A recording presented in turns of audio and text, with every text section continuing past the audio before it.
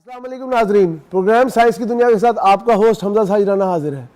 नाजरीन, आज का जो हमारा मेन मजमून है वो है बेसिकली कंप्यूटर और उस साइंस के मिलाप के हवाले से। उसके हवाले से जो हमने अपने मौजूद मेहमानों को तशरीफ़ दी है वो सबसे पहले मेरे साथ है मिस्टर नुमान। ये यूनिवर्सिटी ऑफ लाहौर के स्टूडेंट हैं और फाइनल सेमेस्टर के स्टूडेंट हैं कंप्यूटर साइंस डिपार्टमेंट। उसके साथ मेरे साथ तशरीफ़ रखते हैं मिस्टर अली, ये भी कंप्यूटर साइंस डिपार्टमेंट के हैं और ये फाइनल सेमेस्टर के स्टूडेंट हैं। उसके अलावा यहाँ पे एक रिसर्च पेपर पे वर्क करें। उसके साथ मेरे तीसरे जो मेहमान तशरीफ़ रखते हैं उनका नाम है मोहम्मद ज़कियान और वो यहाँ पे 5th सेमेस्टर के स्टूडेंट हैं। उसके अलावा वो यहाँ पे कंप्यूटर साइंस डिपार्टमेंट की लैब के अंदर एज अ इंचार्ज भी काम कर रहे हैं। तो मेरा सबसे पहला क्वेश्चन मिस्टर नुमान आपसे है कि हम अक्सर बहुत हमने सुना होगा कि कंप्यूटर साइंस क्या है, कंप्यूटर साइंस के ऊपर रिसर्च भी बहुत हुई है। तो मैं आपसे जो मेरा बेसिक क्वेश्चन है कि कंप्यूटर और साइंस, हम कंप्यूटर साइंस को एक लाइन में तो बोलते हैं, लेकिन इसके बारे में मैंने आपका मेरा मेन क्वेश्चन ये है कि आप कंप्यूटर और साइंस की कोलैबोरेशन को कैसे देखते हैं?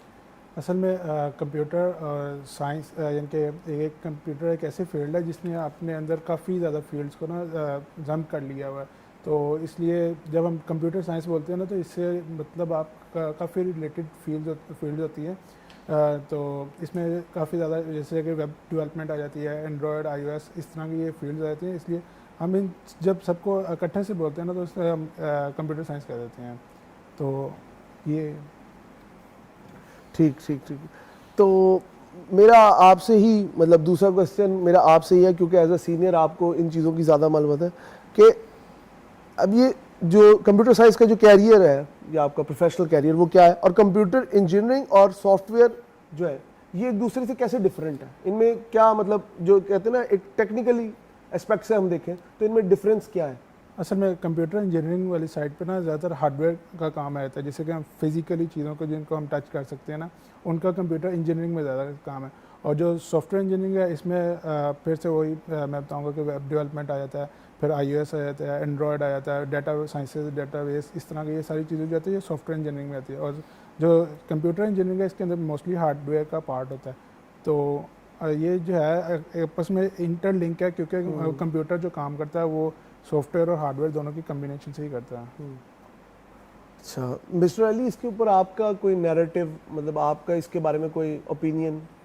जैसा कि उन्होंने बताया कि कंप्यूटर इंजीनियरिंग में ये होता है कि हमारे पास डायोड्स वगैरह या सर्किट एनालिसिस ज़्यादा पढ़ाया जाता है हमारे स्टूडेंट्स को, उसमें हार्डवेयर पे ज़्यादा रिसर्च वर्क होता है।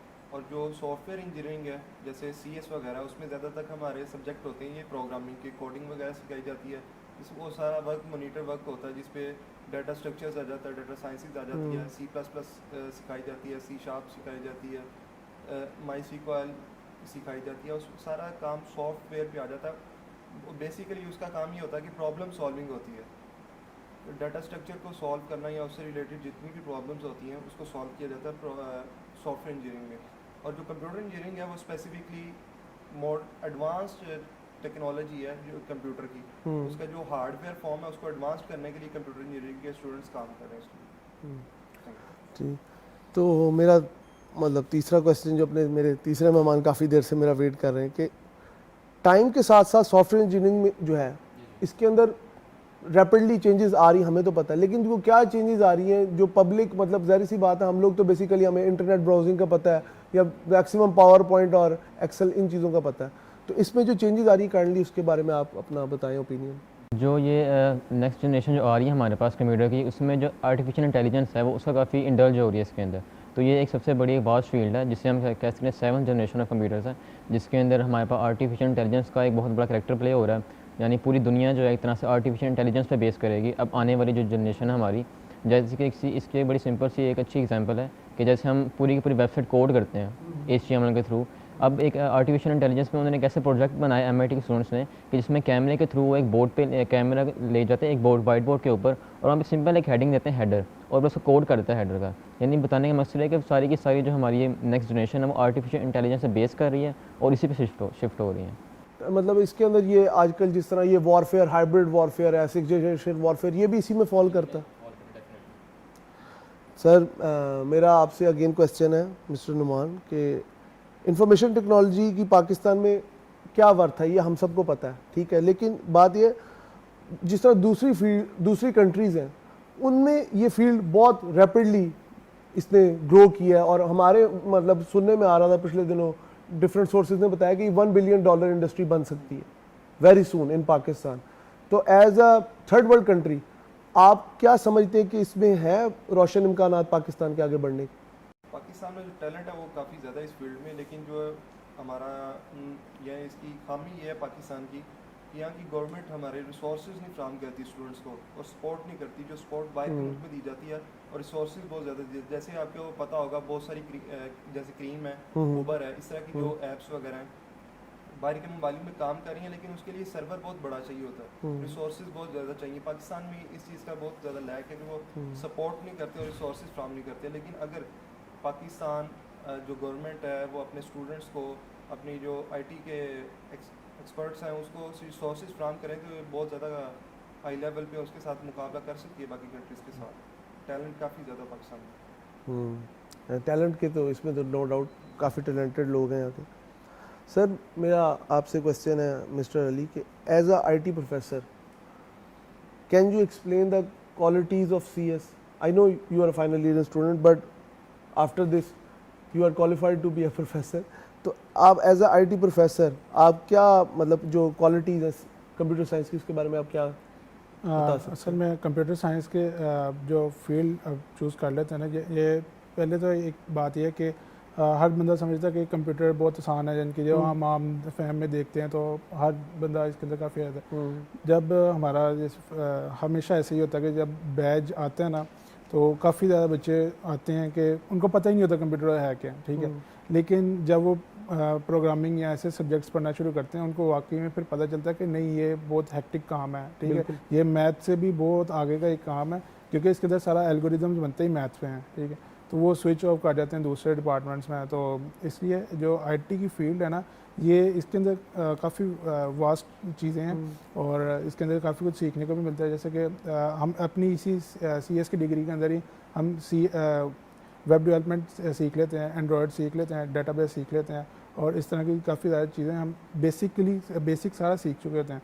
लेकिन उसके बाद में पॉलिश करना हमारा अपने ऊपर होता है कि हम उसके जाके गूगल पे या किसी और चीज़ों पे हम जो है उसको अपने आप को पॉलिश करेंगे तो हमारी वो फील्ड जो है सिक्योर हो जाती है।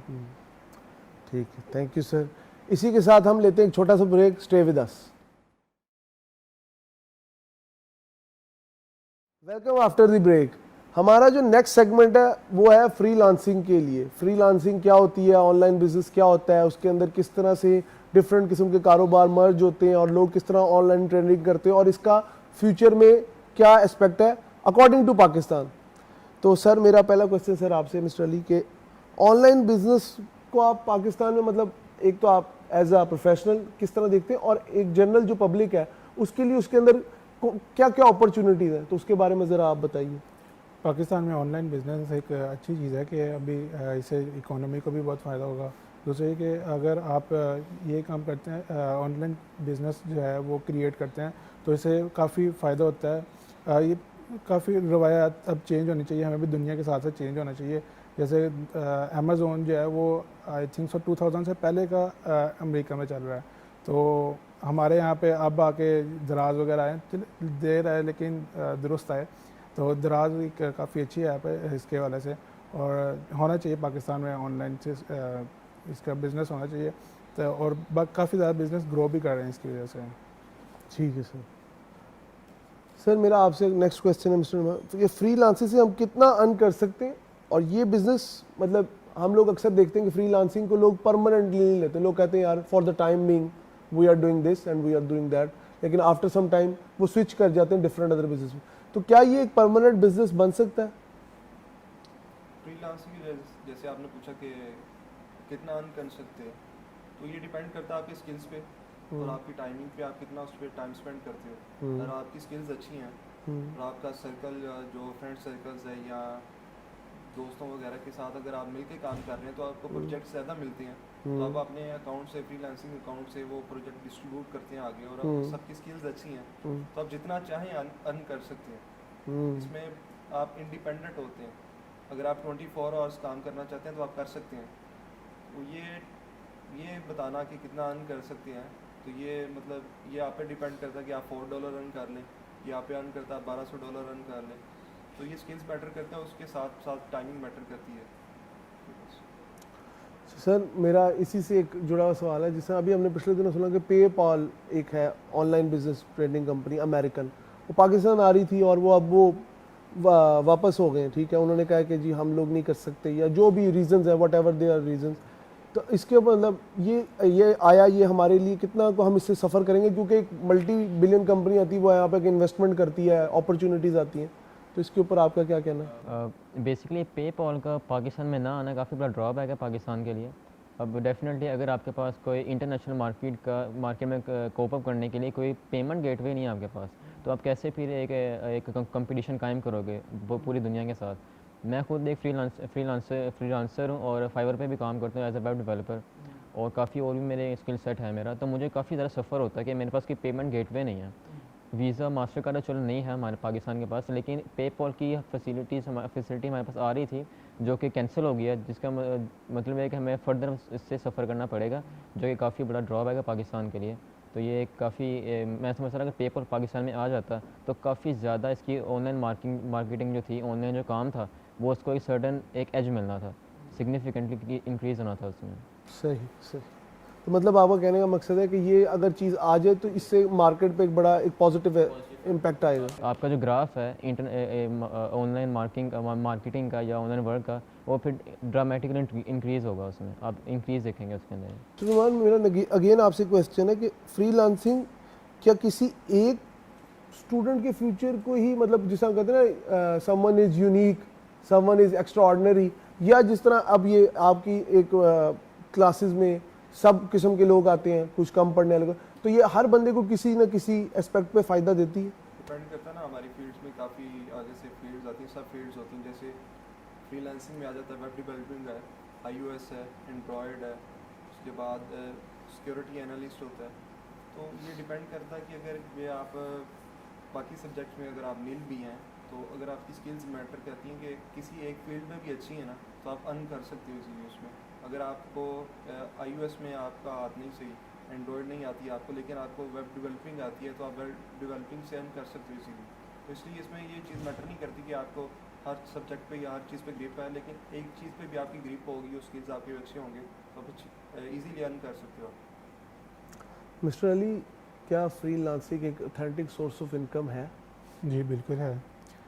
इसमें ऐसा है कि इंसान बाउंड नहीं होता वाइट कलर के लिए कि जॉब करे और फिर ही उसको या जी हुजूरी करे किसी की।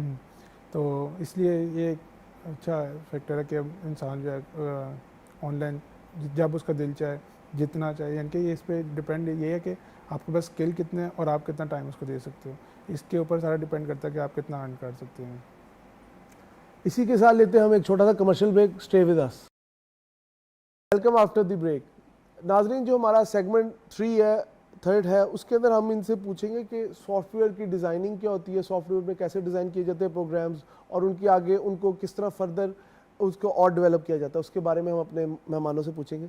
सर, मेरा आपसे क्वेश्चन है कि how to design a software. That's a simple question, how to design a software. आपको जैसे जिस हिसाब से आपको टास्क मिलता है, जैसे कि अगर आपने किसी बैंकिंग सेक्टर का अगर आपने बनाना है, तो आप उसके पहले एक ओवरव्यू देखते हैं और बैंकिंग का कि वो उनका क्या स्टाइल जा रहा है, फिर आप उनके स्टाइल को अडॉप्ट करके एक न्यू जनरेट कर लेते हैं। फिर अगर आपको वेबसाइट का मिला है, वो भी फिर देखना पड़ता है कि किस टाइप की आपके पास वेबसाइट है, तो आप उस वेबसाइट को देखते हैं, उनके टेम्पलेट्स देखते हैं, फिर आपको जो उनमें से बेटर लगता है, फिर आप उनको आप लेके तो उसको कर लेते हैं। सर, इसी से मिलता जुलता मेरा आपसे एक और क्वेश्चन है कि how many steps are involve to making a software, to making a professional software. Like हम लोग स्टूडेंट लाइफ में तो बहुत कुछ ऐसा करते हैं कि जो मतलब आप अप्स एंड डाउन आते हैं, आपका सॉफ्टवेयर कभी बनता है, कभी बीच में रह जाता है, कभी उसमें एरर्स आ जाते हैं, लेकिन how to make a professional software. इसका एग्जैक्ट फिगर बताना मुश्किल होगा, लेकिन मैं इन जनरल आपको बताऊं तो इसमें यह है कि हमारे पास कुछ ऐसी ऐप्स हैं जिसमें हम कोडिंग करते हैं। कोडिंग से पहले होता है कि अगर जो प्रॉब्लम हमारे पास आई है ना, एक्चुअली सॉफ्टवेयर डेवलप ही तब किया जाता है जब कोई प्रॉब्लम खड़ी होती है, यानी प्रॉब्लम आती है तो उसका उसके सोल्यूशन के लिए सॉफ्टवेयर बनाया जाता है। तो उसको सबसे पहले उसका एल्गोरिदम बनाया जाता है, जिसमें स्टेप बाय स्टेप उसकी प्रॉब्लम सॉल्विंग इंक्लूड होती है कि ये हमारे पास प्रॉब्लम है, इतना डाटा हमारे पास, इसको एनालाइज करके किस तरह इसका आउटपुट दिया जाएगा। उसके बाद उसका सूडो कोड बनाया जाता है। सूडो कोड जो है वो एक जैसे रोमन इंग्लिश है ना उस तरह का कोड होता है। उसमें हम अपनी मैथमेटिकल इक्वेशंस भी ऐड करते हैं अगर वो प्रॉब्लम से रिलेटेड हैं तो। उसके बाद हमारे पास डिफरेंट लैंग्वेजेस हैं जो कि कंप्यूटर समझता है। अब क्योंकि सूडो कोड तो हम कंप्यूटर को समझा नहीं सकते, इसलिए हमारे पास C++ पे काम किया जाता है, पाइथन है, C# वगैरह है, उन पर काम किया जाता है। उस सूडो कोड को उसमें कन्वर्ट किया जाता है। उस कन्वर्जन के साथ उसकी लॉजिक्स बनाई जाती हैं जो उसका सोल्यूशन बनता है।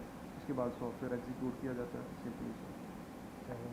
ये आपने काफ़ी बेटर इन्फॉर्मेशन, आई थॉट तो हमारी ऑडियंस को भी इसके बारे में ज़्यादा पता लगा होगा। अच्छा, मेरा सर थर्ड क्वेश्चन सर आपसे है कि according to 2019 which language code and database you are using to create an application और software in the current era.